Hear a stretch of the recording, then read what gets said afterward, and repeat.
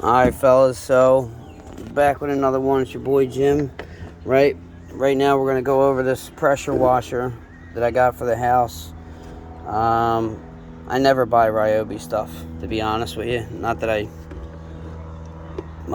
really just don't like the way they were previously made, and that kind of, they are made a little bit better nowadays, but this is why I don't buy this kind of stuff. So I've used this about 3 times, and once with to do the siding on the house, right? And I used a mold siding cleaner, which I guess had some erosive and corrosive chemicals in it. So some erosive and corrosive properties inside the chemicals of the washer, right? Which I only used a little bit of it. I didn't even do the full house. I did the back. So I went out and got this stuff because I had used all of that, and I went to clean my pool with it, and nothing was coming out. So no soap at all, and it was just giving me water. So after 3 uses, I figured there's no way that the pump went. When I take it apart to check it out, I noticed right away, number one, that the shitty hose that they gave me, right, this is the hose they gave me, it's just a push on, you know. I don't know why. They could have used a way better fitting for that, but they didn't.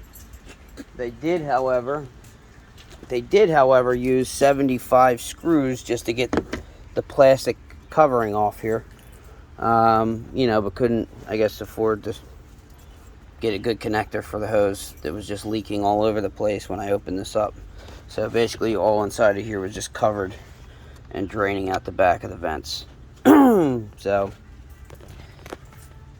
pretty much that much, you know, whatever's missing there is what drained out of it, just sitting there.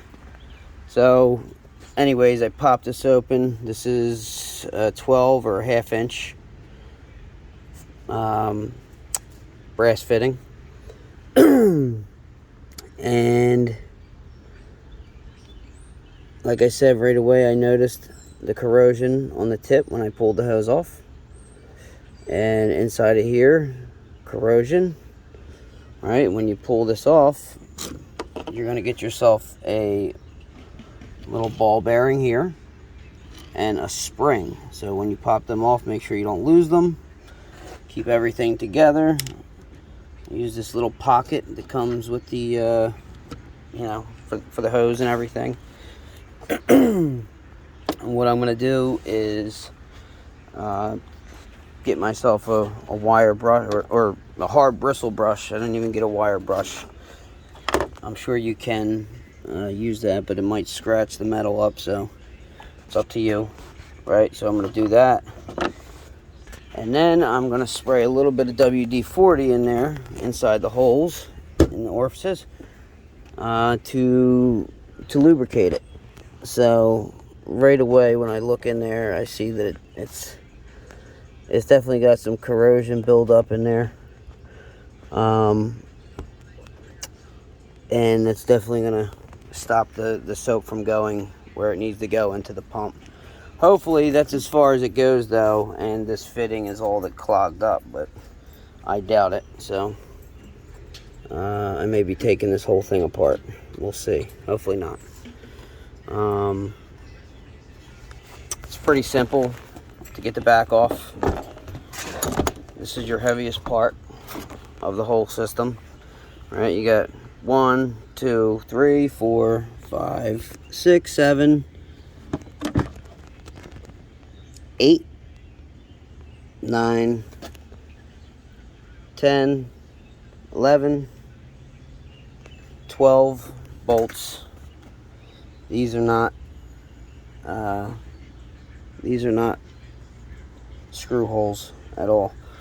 But with as many bolts as they use, I'm surprised they didn't just fill them in there anyways. But it is what it is, I guess. So after so when you pull that apart, you're gonna have to basically pop this off, disconnect this hose here, which is also attached to that there, and I may just replace the fitting and get myself a different fitting, but for now I use the zip tie, you know, or maybe I'll use what's it called, you know, maybe I'll use a hose clamp, who knows. I might just get another fitting here to slide on top of there. It's a better rubber nipple. So I'm gonna get busy. I'm gonna clean this up real quick and see what we're like here. See what's going on. So I'll be right back with you. So right away I noticed that when I poured some WD in there, it is not going through whatsoever. So this is going to be our problem, I'm thinking. Hopefully that's the extent of the damage. Again, this has been used one time with soap, siding cleaner, and the rest was just, you know, power washing the concrete, you know, which it did a good job. It did do a good job. However, it did give me only 3 fittings. So you got your, oh, we are missing 2 screws. Probably the kids out here messing with things they shouldn't be. So you got, this one is for the soap, low pressure only will activate the soap. So that's why it has nothing in the center here, low pressure. You got your, what is that, a 25, I believe? It's either 25 or 40. This one's a 15. It doesn't seem like a 15, that's for sure. But then again, it could just be because of it's only 2,000 psi. And then the one that goes on the hose, which is the best one, I believe. Kind of gives you like a, you know, kind of, you know, machine gun blast, instead of just a straight, constant, steady stream. We use it for the dirt bikes. We use it for the house, concrete, pool, you name it. I've basically cleaned just about everything. I noticed with the gasoline models that are a bit stronger, I wind up tearing holes in my dirt bike seats and chipping paint off of cars, and you know, you got to use the right fittings, of course. But you know, I figured this one was going to be perfect for around the house things, so that's why I bought it. But yeah, so I'm going to clean this fitting out and we're going to see what happens. Bear with me. Oh yeah, so that's definitely what it was. I literally had to force this thing through both sides of this fitting. So I'm definitely guaranteeing that this is the cause. Now, I'm not saying if you're not having this problem that it's not going deeper into the system, inside the pump, the soap dispensing pump, because it is an automatic pump, so it's going to pull, you know, everything it can into it, you know, and then once the blockage stops, it builds up after it dries out, or maybe it builds up while it's, you know, still wet in there, whatever. I don't know, you know, whatever chemical you're using, I suggest you switch to a pressure washer based chemical cleaner, rather, which technically mine was, because it was a siding cleaner, but you know, it is what it is, I guess. So yeah, you can actually see the pieces of the chunks that clogged the orifice in there. I don't know if my camera would focus, you would be able to see them, but there you go, right there in the upper, or the right side, kind of. So yeah, I mean, it was pretty tough to push that through, to be honest. you know, if you're having a hard time, go get like a sewing pin or a paper clip. Would probably be the best solution. When you're done poking it through, what you're going to do is take the bristles that you can fit in there and kind of just wring it out the best you can, you know, to get all of the corrosion off the sides of it. And then again, WD-40, let that just sit in there. That or some kind of penetrating oil that penetrates well. I use a lot of PB Blaster is really good. You can get some pretty high quality, super concentrated stuff as well. But that should do. And what we're going to do is clean this out anyways. Just kind of go through it and, you know, poke through the hole that's in the where this fitting goes before we put everything back through. And yeah, that should clear it up. So bear with me. We'll get it back together and see how it runs. Alright, so we got it back on. When you're screwing this on, be careful. It's only brass, and this is junk white metal, so this stuff is notorious for stripping threads. Same with brass. It's a very soft metal, so I mean, you know, you accidentally smack this thing with a screwdriver, it's gonna, you know, mangle some of the threads.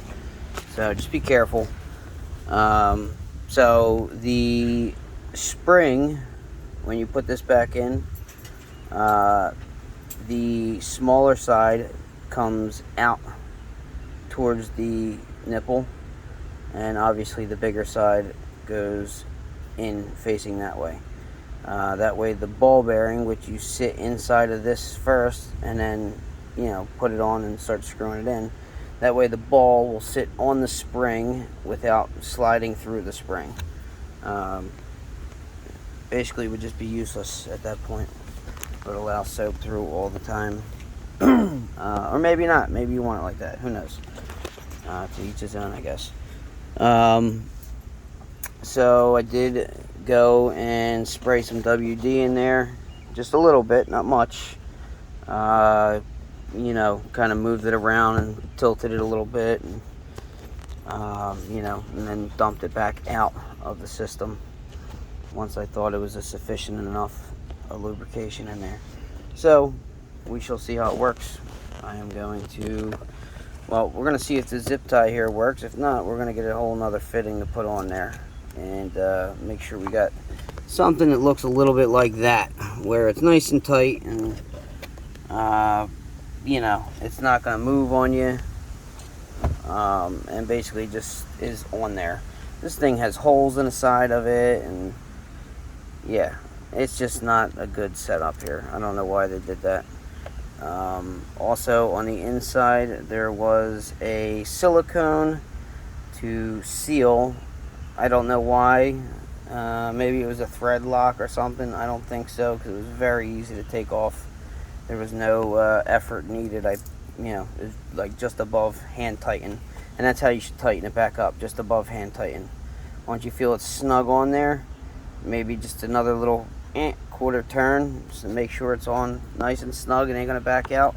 It does have an O-ring on it, so that silicone, I don't know why that was needed. I guess we'll find out, but you shouldn't need it.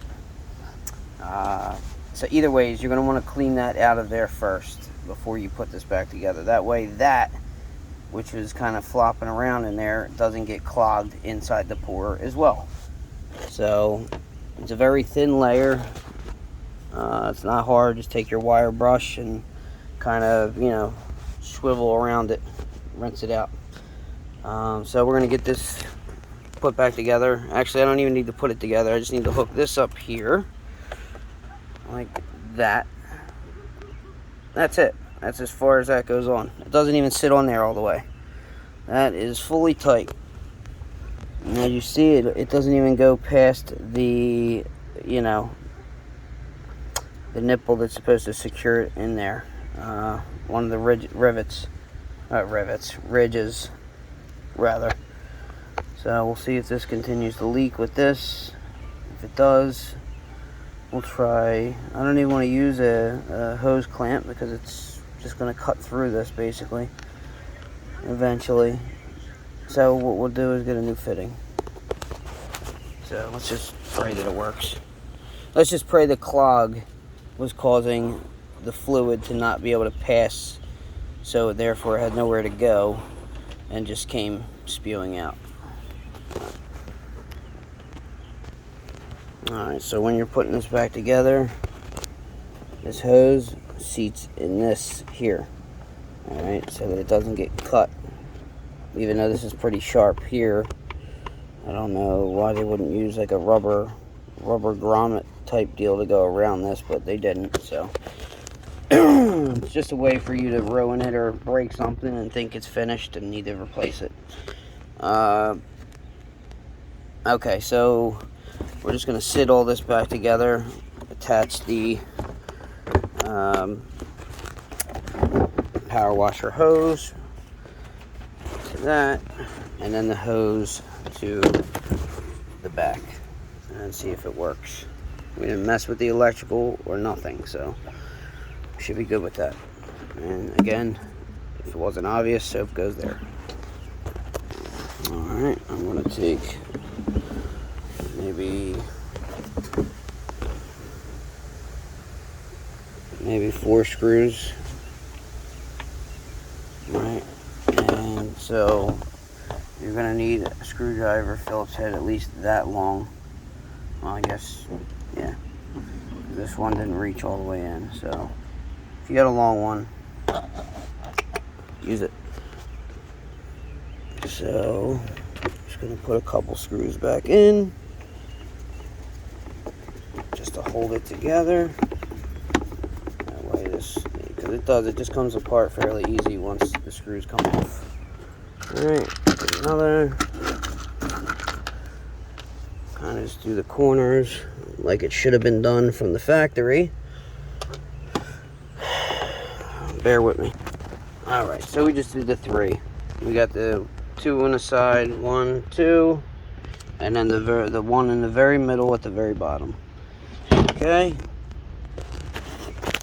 Okay, and now you attach the hose either side. It doesn't matter which side goes to which, the gun or the machine.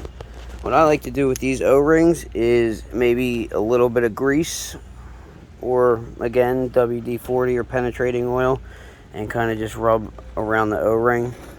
That way it doesn't get all corroded and it's a pain in the ass to get off and on. Alright, easy peasy. Now when you push this on, that O-ring has to, you want to hold it still and push here to get the O-ring seated, and then, you know, screw this on. And that slid in just right, so. Alright. And again, either side, doesn't matter. Same thing on this side. Okay, so take a little bit of penetrating oil, just a little bit, you know. I need to pop some way too hot. Boom, pop it in, and good to go. Oh yeah, very hot. It's a humid day here in Philadelphia. Come here, buddy. So that's that. And now for the hose. And when you tighten that, just literally just snug. Anymore, it's going to be a pain in the ass to get off. Especially if there's water still in there. You're going to want to squeeze the pressure hose and release the pressure when you're trying to detach the hose. So, alright. So we are plugged in. We have water going in. Let's say wait 5 seconds or something.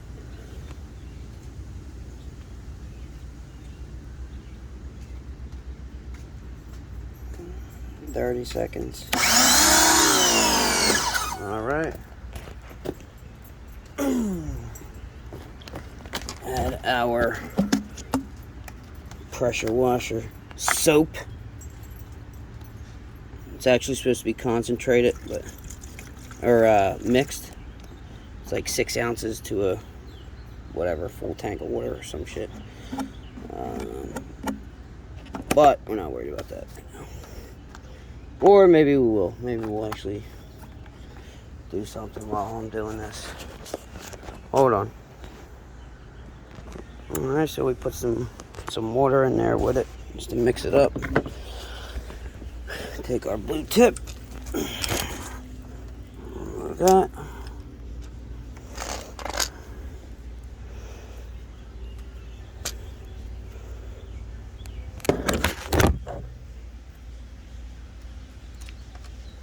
Okay.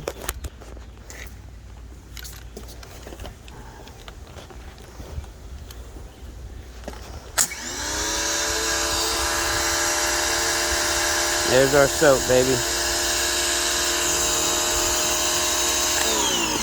There's our soap. So, there you have it.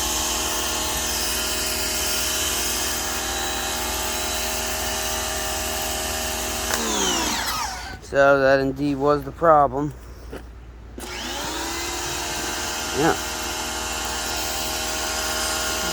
So, like I said, it wasn't doing anything at all. Not even a single bubble.